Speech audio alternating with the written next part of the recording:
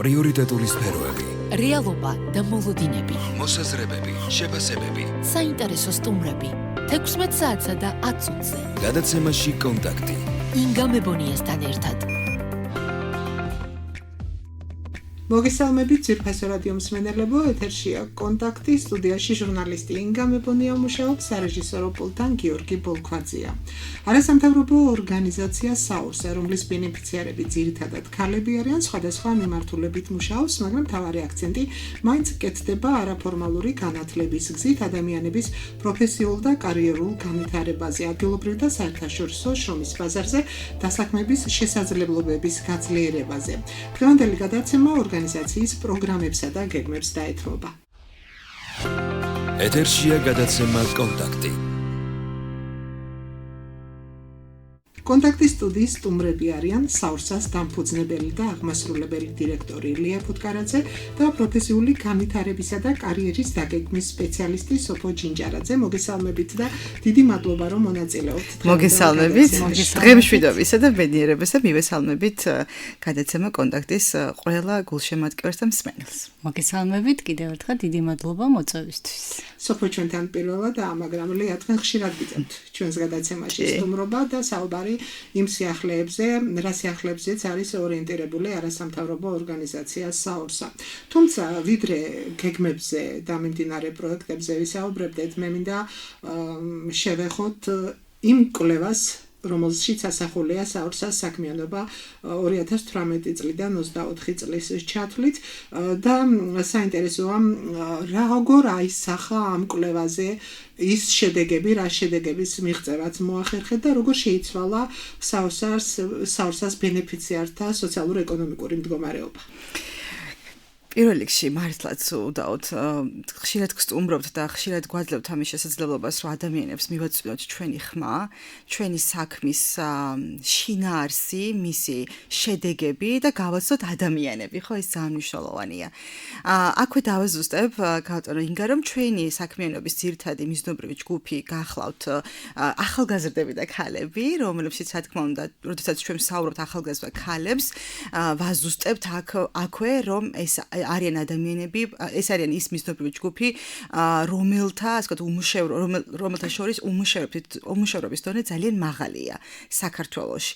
შესაბამისად, ეს უმუშევრობის ნაწილში დასაქმების შესაძლებლობის შექმნა ცხადია ყველას გვეხება, ყველა ადამიანს გვეხება და აბსოლუტურად ნებისმიერ ადამიანს, ეხლა ვინც გვისმენს ან მოგვისმენს, იქნება ეს კაცი, ქალი, ასე რა ვთქვათ, მოსწავლე, სტუდენტი იქნება, დიასახლისი იქნება, ან დასაქმებული სამუშაოს მაძიებელი ადამიანი, ყველა შეუძლია ჩვენთან მოვიდეს და მიიღოს სხვადასხვა ტიპის მხარდაჭერა. როგორც კარიერული განვითარების მიმართულებით, ასევე ეს შესაძლოა იყოს თავიანთ პროფესიის არჩევისა და პროფესიის, ასე ვთქვათ, პროფესიულ ცხოვრებაში თავიანთი უნარების გაუმჯობესების მიმართულებით, დაწინაურების შესაძლებლობის შექმნა შესაძლოა იყოს, გაცვლითი პროგრამების შესაძლოა იყოს, ნებისმიერი რამ ვფიქრობ, რაც ადამიანის კარიერას, ასე ვთქვათ, ბედნიერ კარიერას და თავისუფლებას სჭირდება. და ამავდროულად ნებისმიერი ადამიანი, რომელსაც სჭირდება ფსიქოემოციური მხარდაჭერა, ჩვენ მუშაობთ ამავდროულად პიროვნული ზრდა განვითარების მიმართულებით და ჩვენი თერაპევტები, ფსიქოთერაპევტები, პიროვნული განვითარების თერაპევტები მუშაობენ სხვადასხვა ტიპის, ასე ვთქვათ, გამოწვევებზე, რომელიც ყოველდღურად ყველა ჩვენგანს გაგვაჩნია, თუმცა გვინდა რომ დავანახოთ და ხელმისაწვდომი გავხადოთ ადამიანებისთვის, რასაც ვამბობთ საურსას ხედვაში, რომ ყველა ადამიანს აქვს იყოს ბედნიერი. ამიტომაც ჩვენს, ასე ვთქვათ, მიმდინარე კვლევის ან უпроსტად უკვე დასრულებული კვლევის ან შედეგების გაციფრულება გავაკეთეთ და აბსოლუტურად ყველას, ასე ვთქვათ, როგორც ჩვენს ვებგვერდზე, ასევე ჩვენს სოციალურ ქსელებზე, Facebook-ზე, Instagram-ზე განთავსებული არის ჩვენი შედეგები და ასევე კვლევის დოკუმენტი, ანუ შეუძლია ყველამ წაიკითხოს, თუ რა შედეგები, ასე ვთქვათ, შედეგები გვაქვს ჩვენ 6 წლიანი საქმიანობის შედეგად, რომელიც ერთის მხრივ ჩვენ შესაძლოა როგორც ორგანიზაცია ვიცოდეთ, იმიტომ რომ ყოველდღიური ცხოვრების ნაწილია, თუმცა ჩვენთვის გუნდისთვის, აი ჩვენი გუნდის ჩვენთვის ძალიან კარგი დაკვირვების და შეფასების შესაძლებლობა არის. ჩვენი შრომის, ხო? რაც დავინახეთ, პირველ რიგში ძალიან კარგად აღნიშნეთ, როგორ შეიცვალა ადამიანების ცხოვრება. ეს ცხოვრების ცვლილება დაკავშირებული არის, რაც დავინახეთ.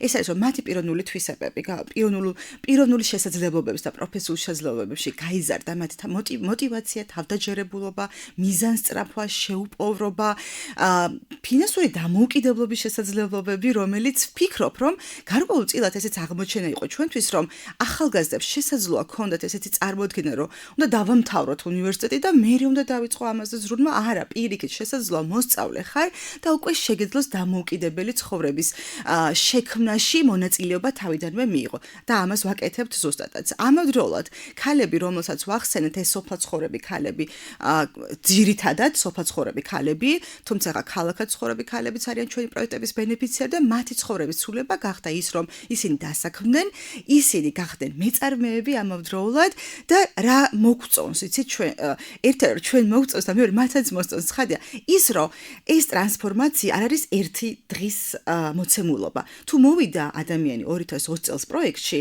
ის აგრძელებს ჩვენთან ერთად და განვითარებას. ანუ ჩვენთან ერთად იზრდებიან და ვითარდებიან და მე ვფიქრობ, რომ ალბათ ყველაზე დიდი, ასე ვთქვათ, საქმიანობის შეფასებას ვაკეთებ, ყველაზე მნიშვნელოვანი რაც იყო არის ის, რომ მათი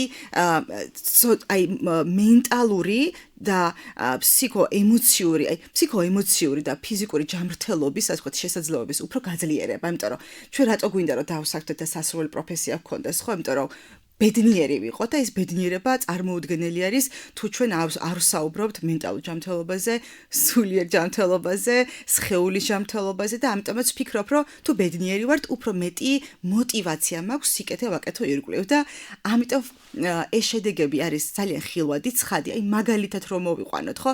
თუ ადამიანი ამბობდა, რომ სანამ თვითონ აფასებდა, ხო? სანამ საურსას პროექტში მოვიდა და იყო მისი мотивация, არ ვიცი, 59%-დან 40%, ის საგრძნობლად გაიზარდა და არის 75%, ხო? აი ეს ზრდა უკვე დავინახეთ არა მარტო სიტყვით, არამედ ციფრებში და ადამიანების შეფასებაში.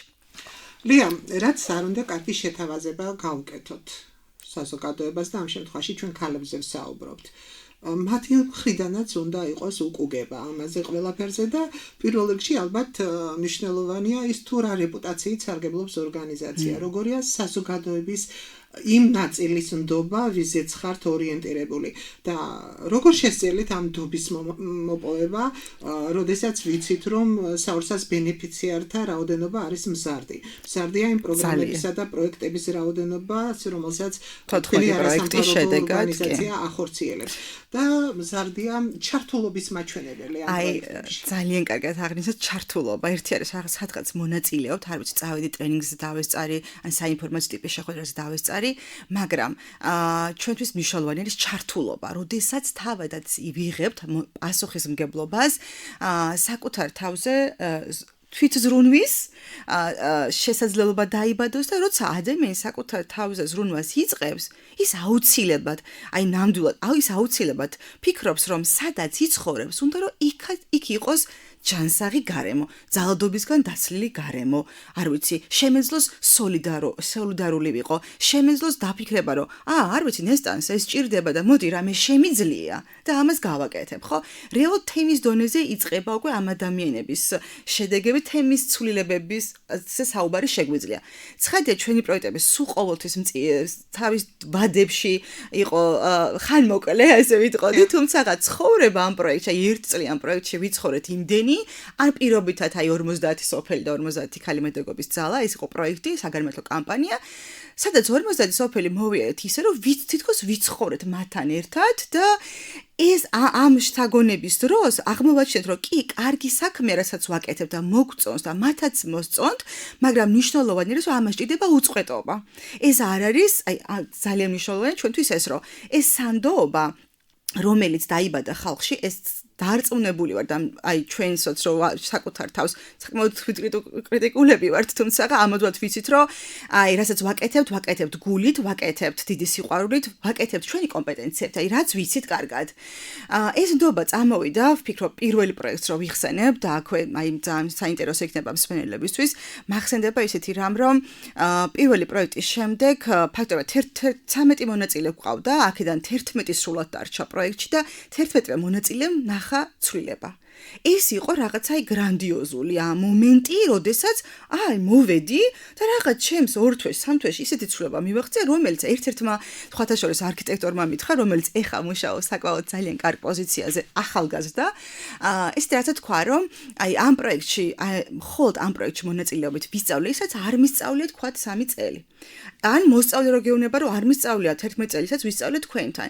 ის კი არ ნიშნავს, რომ მაგალითად რაღაცას აი ასე ვთქვათ, საკუთარი შრომის ან უპირატესად დაყენება, არამედ ის, რომ შენ შეგიძლია დააკვირდე შენი მიდგომები, მეთოდები, რამდენად სწორია. ანუ რამდენად მიესადაგება იმას, რომ ჩვენ ადამიანებმა იპოვონ საკუთარი თავით, ან იპოვონ ისე, რომ ცვლილებები იყოს ხელშესახები.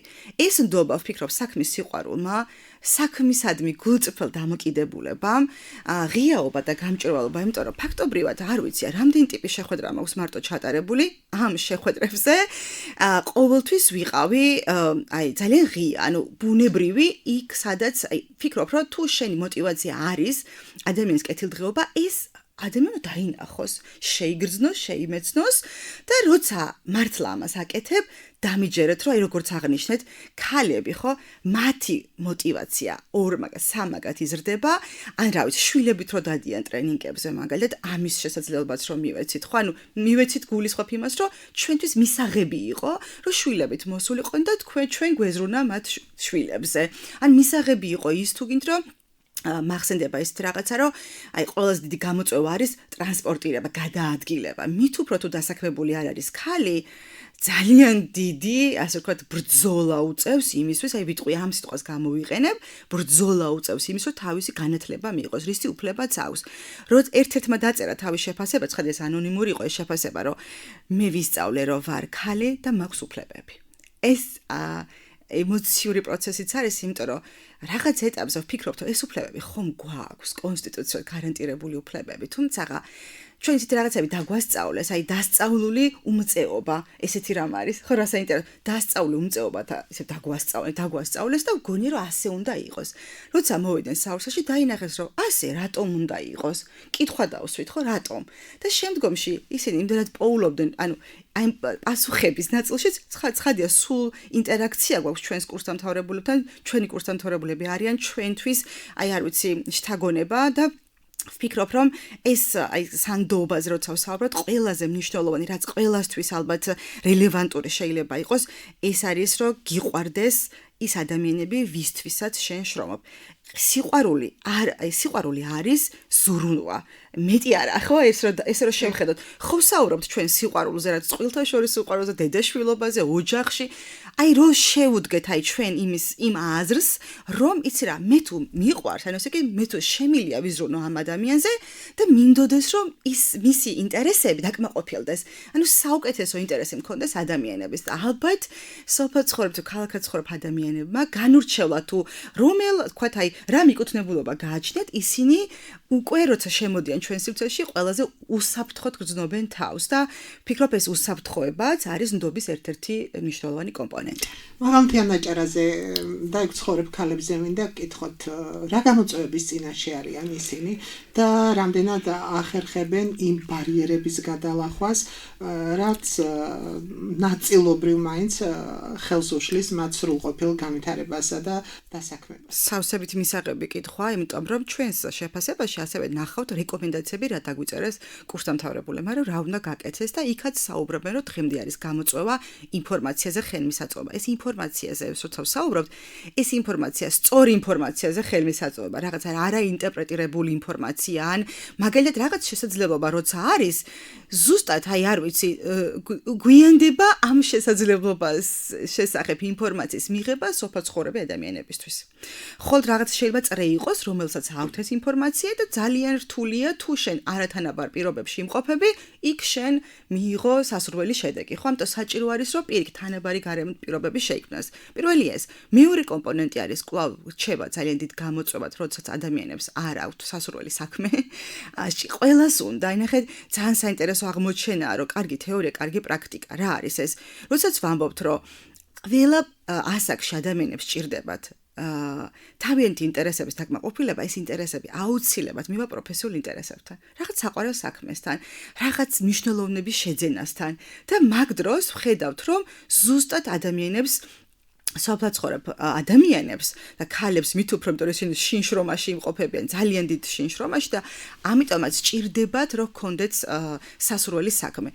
დასაქმების შესაძლებლობებიც ხარდეთ, დაწინაურებიც, ანუ წინსვლის შესაძლებლობები გქონდეთ და აუცილებლად ამაზე ღიად უნდა ვისაუბროთ. ეს არის ოჯახში ძალადობის საკითხები, რომლებიც ძალიან მრავლად და ჭარბად არის ესეთი ფენომენია, რაღაც რომ ჩვენ ანუ პანდემიის დროს ვნახეთ, რომ მოიმატაც შინ ოჯახში ძალადობა, თუმცა დღეს ვხედავთ იმ ფაქტებს, რომ უფრო მეტი გვაქვს გასაკეთებელი იმისთვის, რომ სოლიდარობა ეს არ იყოს რაღაც ერთჯერადი აქტი. სოლიდარობა იყოს რაც განგზობითი ხასიათის. ანუ მე მაინტერესებს ინგას ცხოვრება იმ გადმოსახედი და რომ მინდა რომ ის ბედნიერი იყოს. ამიტომაც ვფიქრობ, რომ ესეც ერთ-ერთი გამოწვევა გახლავთ და ძალიან საინტერესო რამეს აზიარებდნენ სხვათა შორის ჩვენი ქალები, ჩვენი საზოგადოებრივი განვითარების მენეჯერები, რომ ასევე საჭირო არის, რომ ახალგაზრდებში მეტი განვითარების შესაძლებლობა ადგილზე. ფაქტობრივად დღევანდელ თაობა აი სოფლად არ აქვს ის შესაძლებლობა, რომელიც შესაძლოა ქალაქში არსებობდეს. აი ესეთ სიტყვას იყენებენ, რაღაც სიტყვა უნდა დაკავდეს, რაღაცა ხონდა იყოს, რაღაცა გართობის შესაძლებლობა, თუ გინდ, აი სპორტში ჩართულობის შესაძლებლობა.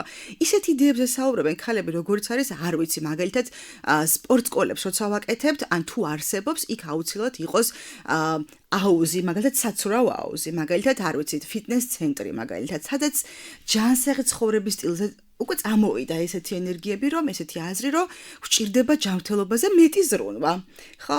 ამიტომ ეს გამოწვევები არის როგორც პოლიტიკური, როგორც სოციალური და ეკონომიკური და ასევე პიროვნებათა შორის, იმიტომ რომ საბოლოოდ ჩვენ ვფიქრობთ, რომ იმისათვის რომ ადამიანება შეძლონ თავიანთ ოცნებების მიღწევა, სურვილების მიღწევას, სჭირდებათ მხარდაჭერა და ეს მხარდაჭერის მნიშვნელოვნებაზე ამახვილებენ ყურადღებას და ამიტომ გვეუბნებიან, რომ საორსა უნდა გახსნას ოფისები, ცენტრები ყველა მუნიციპალიტეტში და ის რამოდენიმე ბედნიერება ჩვენთვის რომ ესეთ დამოკიდებულება აქვს, მაგრამ ამავდროულად ჩვენ ვფიქრობთ იმაზე, რომ რამდენი რამ არის საჭირო, რომ გაკეთდეს.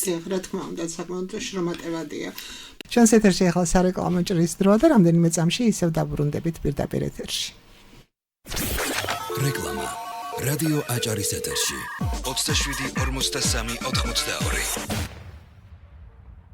რასაც არ უნდა აშენებდეთ, თუ ბეტონში დანამატის სახით გაურევთ კალმატრონს, სამუდამოდ დაივიწყებთ წყლის შემოდინებას, ნესტს და სოკოს, ნებისმიერი მშენებლობის დროს, ნებისმიერ ადგილზე. კალმატრონი თქვენი სიმშვიდის სადარაჯოზე 2-14-80-36. იზრუნეთ თქვენი და ოჯახის წევრების ჯანმრთელობაზე. ჩაიტარეთ კვლევები ციტოს საქართველოში პირველ საერთაშორისო აკრედიტებულ ლაბორატორიაში, ადგილზე და ბინაზე გამოძახებით, როგორც თბილისში, ასევე რეგიონებში: ბათუმი, ზუგდიდი, სენაკი, ქუთაისი, სამტრედია, გორი და თელავი. ციტო, მადლობა რომ გვენდობით. ციტო, აქციეთ ჯანმრთელობაზე ზრუნვა ჩვევად. თუ გაქვს მაღაზია, დრაივიან კვების ობიექტი, მარტივად აღრიცხე გაყიდვები და მარაგები ოპტიმოს მაღაზიის პროგრამით. თვეში მხოლოდ 40 ლარიდან. ოპტიმო უკვე ბათუმშია. ყველაზე მარტივი, თანამედროვე და ხელმისაწვდომი პროგრამა შენი ბიზნესისთვის. დეტალური ინფორმაციისთვის დაგვირეკე 0322 800 900. რეკლამა რადიო აჭარის ეთერში 27 43 82. იყავით კონტაქტზე. და ერთად ვიმსჯელოთ მნიშვნელოვან თემებზე. განათლებაში, კულტურაში, ჯანდაცვაში, სოფლის მეურნეობაში. ტურიზმში არსებულ რეალობასა და მოლოდინებზე, 16 საათსა და 10 წუთზე. საინტერესო სტუმრები. შეფასებები და მოსაზრებები, გადაცემაში კონტაქტი. ინგა მებონიასთან ერთად. მე მინდა სოფოსთან გადავინაცვლო და ვკითხო როგორ აღმოჩნდა საორსელთა შორის. მე ძალიან ბედნიერი ვარ, რომ სამედიცინო აკადემია მომცა საშუალება, რომ დავკავშირებოდი ქალბატონ ლიას. რადგან გახლავთ 10 წელია უკვე პრაქტიკოსი ექიმი სტომატოლოგი და სწორედ მათთან ურთიერთობაში და ამ კურსის გავლის შემდეგ აღმოვაჩინა, რომ ნებისმიერ დროს შეიძლება შეიძინო ახალი პროფესია, რომ უწყვეტი განათლება ვიცით რამდენი მნიშვნელოვანია. სამედიცინო აკადემია ზრუნავს თავის სტუდენტებზე, ვინაიდან შემოდის ახალი პროგრამა ჩვენში, ეს არის პროფესიული კონსულტირებისა და კარიერული დაგეგმვის სისტემა, რომელიც მისცემს უკვე კურსდამთავრებულებს ან არსებულ სტუდენტებს საშუალებას იმას, რომ მათი შესაძლებლობების, სურვილების, უნარების მაქსიმალურად წარმოჩენით დასაქმდნენ, შექმნან წარმატებული კარიერა და დასაქმდნენ ისეთ ადგილებში, სადაც ისინი შეძლებენ თავიანთი შესაძლებლობების მაქსიმალურად წარმოჩენას. ჩვენ ვეცდებით, რომ დავეხმაროთ მათი სურვილის შემთხვევაში ამის დაორგანიზებაში. კიდევ მნიშვნელოვანი იყო ჩემთვის რა? აღმოვაჩინე ის, რომ კარიერის დაგეგმა განსაკუთრებით მნიშვნელოვანი ადამიანისთვის ცხოვრების იმ ეტაპზე, როდესაც ირჩევს თავის პროფესიას. რადგან ჩემს ირგვლივ ალბათ თქვენს გსმენიათ ისეთი შემთხვევები, როდესაც ირჩევენ პროფესიას, აბარებენ, გარკვეულ გამოცდილებას იძენენ პირველი 2 წლის განმავლობაში და აღმოაჩენენ, რომ ეს საქმე არ არის ის, რაშიც ისინი თავს იგრძნობენ ბედნიერად, ან თავის შესაძლებლობებს მაქსიმალურად წარმოაჩენენ. და ამ შემთხვევაში, რომ ეს არ მოხდეს, ასეთ სიტუაციები რომ მრავლად არ იყოს, თქვენ ხაზი გავუსვით იმას, რომ ეს უნდა ხდებოდეს მაშინ, როდესაც ადამიანი სასურველია, მაგრამ რას უნდა მიაქციოს მაშინ ახალგაზრდამ თავარი ყურადღება? რა კითხვებს უნდა გასცეს პასუხი იმისთვის, რომ კონდეს სწორი არჩევანი გაკეთებული. რა არის მნიშვნელოვანი? ცნობადობის გაზრდა, რომ არსებობს ესეთი პრაქტიკა, რომ არსებობს სპეციალისტი, რომელმაც შეიძლება მას გაუწიოს რეკომენდაცია ან კონსულტაცია, დიახ, სადაც ისინი ერთობლივად ჩამოყალიბდებიან, რა სურს მას, რა შესაძლებლობები, რა მოთხოვნები აქვს, რა უნარების წარმოჩენა შეუძლია მაქსიმალურად და ამის მიხედვით ისინი ერთად შეძლებენ, რომ შეურჩიონ ესეთი პროფესია, რა თქმა უნდა, მისი უნარების გათვალისწინებით, სადაც ის სრულყოფილად იგრძნობს თავს. ვინაიდან ჩვენ გქონია პრაქტიკა ჩვენ სასწავლებელში, დაუსრულებია სხვა სასწავლებელი 4 წელი ბაკალავრის დიპლომი აიღო, მაგრამ შემდეგ აღმოაჩინა, რომ ის ამ სფეროში ვერ იმუშავებს და მოვიდა ჩვენთან. მან ამ შემთხვევაში დაკარგა ყველაზე მნიშვნელოვანი დრო, რომლის უკან დაბრუნება ვერ მოხერხდება სამწუხაროდ, მაგრამ რა თქმა უნდა, ცხოვრების ნებისმიერ ეტაპზე არის შესაძლებელი, რომ შეიცვალო პროფესია, მაგრამ სასურველია მოხდეს ეს თავიდანვე სწორად არჩევა, რომ აი ზუსტად ჩვენი მეტი შეიძინა, მეტი და უკვე პრაქტიკა დაიგროვო და უფრო აღმოჩნდა ისეთ ადგილას, სადაც ჩვენ ამ უნარებს მაქსიმალურად გამოავლე და არ დავკარგავთ მნიშვნელოვანს. და პროგრამა, რომელსაც ახორციელებს კარიერის დაგეგმისა და კარიერული განვითარების სპეციალისტის საგანმანათლებლო პროგრამა. რამდენად მოთხოვნადი აღმოჩნდა ლია? სოფო საუბრობს იმაზე, რომ წინასწარ უნდა იფიქროს ახალგაზრდამ თუ სად უფრო კომფორტულად იგრძნობს საკუთარ თავს. მაგრამ რეალობაში ეს ასე არ ხდება. ეს უკეთეს შემთხვევაში ფაქტორი ახდენს გავლენას. ხშირად ოჯახი, ხშირად მიმბაძველობა, ხშირად მეგობარი, შეიძლება მეგობარი ციტოს გარემო ფაქტორი. პროფესიის არჩევაც. კი, ცხადია, ალბათ ვინც ახლა გვისმენს ჩვენ და მოგვისმენს კიდევაც, ანუ მნიშვნელოვანი არის, რომ აი მშობლებმა განსაკუთრებით გავათვიცნობთ ის, რომ ჩვენი შვილები არიან დღეს უფრო მეტად ვიტყოდი ტრანსფორმაციულ სამყაროში, გულისხმობ ის, რომ რაღაცა მალე იცვლება. ხო აი არ ვიცი ხელოვნური ინტელექტი შემოვიდა ხო რაც ეს ბავშვები ეხა არიან რაღაც უკვე 22 საუკუნის ბავშვები ანუ მომავალი ანუ ეს ის მომავალია რომელსაც ჭირდება უკვე ყოველდღიურად სიახლეების მიმართ მზაობა და სჭირდებათ ამ შესაძლებლობის გამოყენება ამას ვერ ვაკეთებ თუ ჩვენ არ ვიცით ნამდვილად თუ აი მე როგორც პიროვნება აი ძალიან მომწონს ეს სიუპერის ასე ცხოვრებისეული ცისარტყელა სადაც ის ამბობს რომ მე კონცეფცია ნუ ვინ ვარ მე ამაში შედის ჩემი როგორც თვისებები ჩემი როგორც მიდრეკილებები ნიჭი რაც დაგვავიწყდა ხოლმე ჩვენ ადამიანებს ხო რომ უნარები გამომუშავებადია მაგრამ ნიჭი არის ისაც მარტივად გამოგსდის ჩვენი გენდერული იდენტობა, ჩვენი ფაქტობრივად ინტერესები და ინტერესებთანაც მიმართებაში დავაზუსტოთ, რომ ინტერესები არის თქვენი სურვილები, წყურვილები, მოთხოვნილებები, мотивация, მოთხოვნები რაიმე საგნის მოვლენის მიმართ, ხო? ან პროფესიის მიმართ. ამიტომაც მნიშვნელოვანია ამ ჩვენმა შვილებმა, ანუ მოსწავლეებმა იმ დროს, როდესაც ისინი არჩევანის გაკეთების პერიოდში იმყოფებენ, ძირითადად ეს იწყება უკვე არა როცა ამთავრებენ და მე-11 კლასში, არამედ ამას ვიწყებთ უფრო ადრე, როცა გადადიან მე-7 კლასში.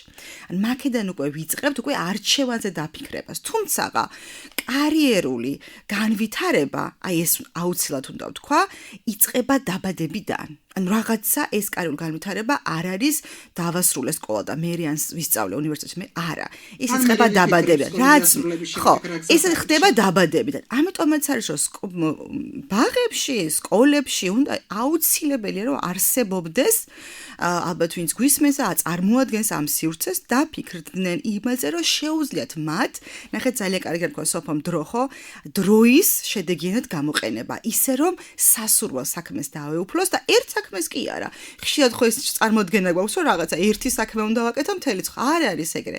კარიერულ განვითარებაში ვამბობთ, რომ შენი პროფესია არის რამოდენიმე საქმის კეთების შესაძლებლობა. ხო? და გავაფართოვოთ ჩვენი გეოგრაფიული საზღვრები, იმიტომ რომ ეს სამყარო იმაზე დიდია, ვიდრე შეიძლება წარმოგვედგინოს, ხო? არ ვიცი, პირობითად რო ავიღოთ, შესაძლოა, არ ვიცი, ხულოში ვცხოვრ და ვერ წარმომედგინე, რომ ჩავაბარებდი უცხოეთში მაგალითად, ხო? მაგრამ დღეს უკვე წამოვიდა ეს პრაქტიკები. მე რო ჩემს დროს, აი ხა რო ვიხსენებ ჩემს დროს, მე რო დაფინანსებით ვიყავი ამერიკაში და როცა გავიმარჯვე, ეს იყო რაღაც ძალიან იშვიათი პრეცედენტი, მაგრამ დღეს არ არის, ანუ დღეს მეტი შესაძლებლობები არსებობს. ამიტომ მშობლებს შეგვიძლია თუ ჩვენ არა გვაქვს ხშირად მშობლებს ავუთხოთ მეც მშობელი რაღაცა იტყვია რომ აი დრო არ ამაქვს იმიტომ რომ ეს მაქვს საზრუნავი ნამდვილად ძალიან ბევრ შრომებენ მშობლები ოჯახისთვის შვილებისთვის თუმცა ნახეთ შრომა და ზრუნვა რა იქნება რომ ის რესურსი ფინანსური რესურსი რომელიც შეუძლია დახარჯონ გადაიხადონ მართლაც შესაბამისი რესურსი იმაში რომ სწორად აირჩიონ ბავშვებმა ეს პროფესია და შეძლონ ნახეთ ძალიან საინტერესო ეტაპი შემოდის 14 წლის ზემოთ იწყება გამოკვლევის ეტაპი.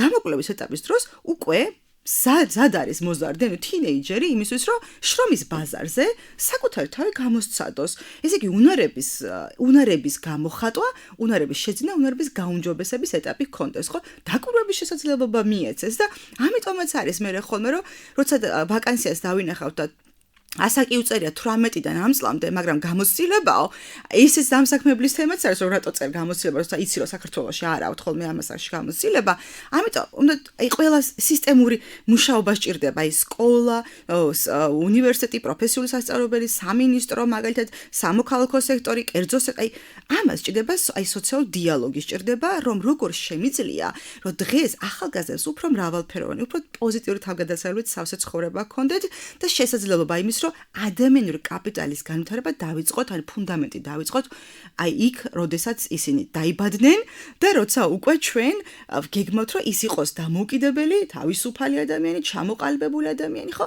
რამოდენას ზრუნვა სჭირდება. ჩვენი პროგრამები, ხა ძალიან საინტერესო პროფორიენტაციის პროგრამას უკვე ვახორციელებთ მე-6 წელია პროფორიენტაციის კარიერული განვითარების პროგრამა, სადაც მოსწავლეები თავიანთ არჩევანს აკეთებენ. ეს მარტო არჩევანზე არ არის. ნახეთ, აი მშობლებს მინდა ვთქვა განსაკუთრებთან თუ შეიძლება მოსწავლეებიც გვისმენენ. ამ პროგრამის ფარგლებში ისინი უფრო თავდაჯერებულები ხდებიან. მათ უკვე შემეცნებას აკეთებენ, ვინ ვარ მე, რა მინდა მე, რა შემიძლია მე და ასევე სწავლობენ თუ როგორ შეეძლებათ ამ ყველაფრის გამოხატვა.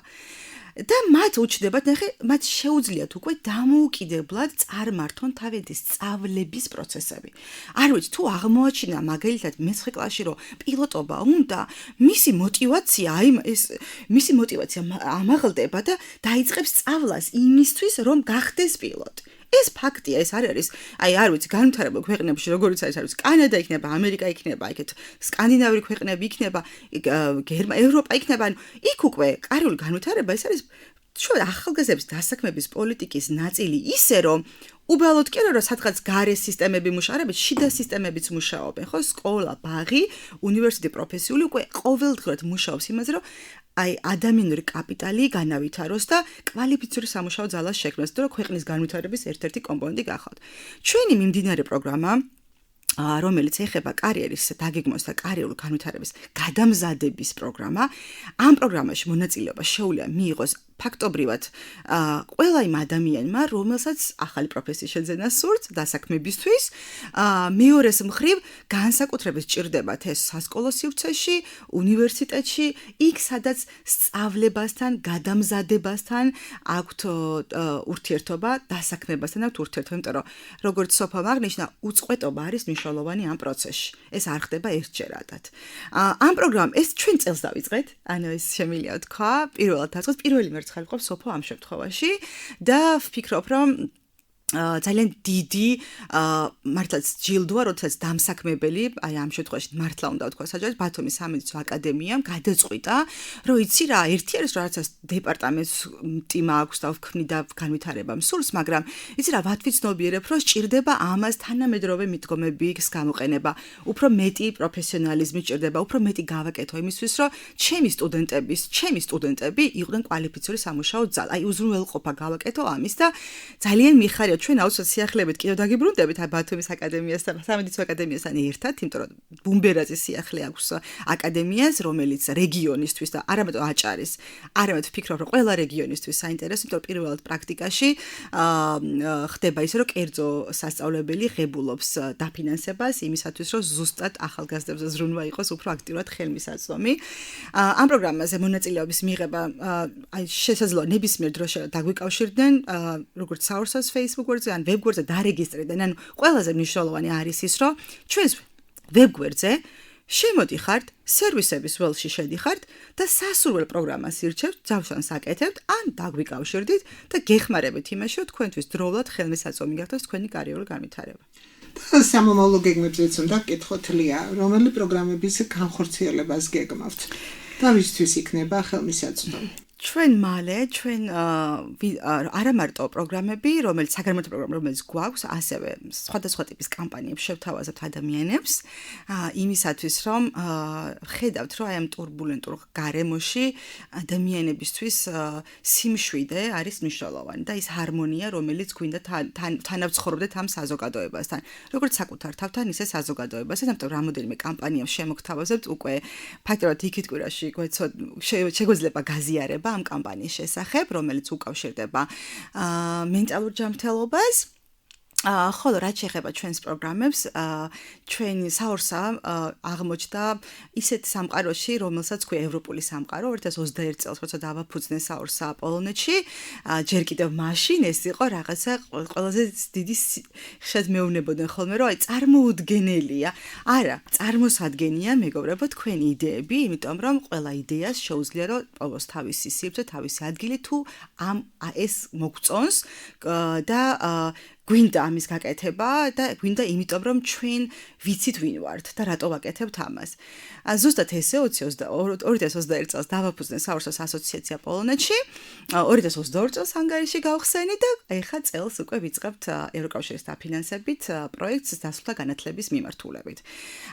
ამავდროულად ველოდებით სიახლეებს, ველოდებით უკვე ასე რომ ვთქვათ გარკვეული ასე ვთქვათ შედეგები გვაქვს კოალიციურ პროექტთან დაკავშირებით, რომელიც მთელს აღმოსავლეთ პარტნიორების ქვეყნებს ეხება და აქაც გამძღოლი საურსა იქნება. შესაბამისად ვფიქრობ, რომ ეს ყველაფერი რაც ეხლა ჩვენს ევროპულ სამყაროში მნიშვნელოვანი არის, რომ გავაკეთოთ, ეს აუცილებლად ადამიანებისთვის მე ვფიქრობ იქნება мотиваცია, რომ ჩვენ ყველას ვჭირდება ევროპა იმისათვის, რომ ყველაფერი რაც ჩვენი ოცნებები გვაქვს, ის უფრო ხელმისაწვდომი გახდეს. ნახეთ, აქვე დავაზუსტებ რა. თანაბრად ხელმისაწვდომი. არა ის რომ მხოლოდ ლიასთვის, მხოლოდ სოფოსთვის, არა, თანაბრად ხელმისაწვდომი, რომ მე მჯერა სოციალური სამართლიანობის და ამიტომაც ჩემს ყველა ენთუზიაზმს, ჩემს ყველა რესურსს ვდებ ადამიანების განვითარებაში.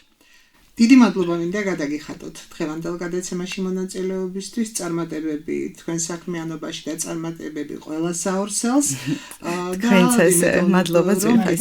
არაერთხელ იქნებით ჩემი გადაცემის სტუმრები და ისაუბრებთ იმ სიახლეებზე, რასაც არასამთავრობო ორგანიზაცია საორსა სთავაზობს თავის ბენეფიციარებს, ხოლო როგორც გადაცემის დასაწყისში აღნიშნე, საორსას ბენეფიციარები არიან ძირითადად ახალგაზრდა ქალბატონები. მადლობა ძვირფას. რადიო მსმენელებს კი შევახსენებთ დღევანდელი გადაცემა არასამთავრობო ორგანიზაციას საორსას მიმდინარე პროგრამებსა და გეგმებს დაეთმო. ჩვენი სტუდიის სტუმრები იყვნენ საორსას დამფუძნებელი და აღმასრულებელი დირექტორი ილია ფუტკარაძე და პროფესიული კონსულტირების და კარიერის დაგეგმვის სპეციალისტი სოფო ჩინჭარაძე. ასეთი იყო დღევანდელი კონტაქტი. მე ორ შაბათამდე გემშვიდობებით, ორ შაბათს 16 საათსა და 10 წუთზე ისევ თქვენთან კონტაქტზე ვიქნები. პრიორიტეტული სფეროები, რეალობა და მოლოდინები, მოსაზრებები, შეფასებები. საინტერესო სტუმრები 16 საათსა და 10 წუთზე. გადაცემაში კონტაქტი. ინგა მებონიასთან ერთად.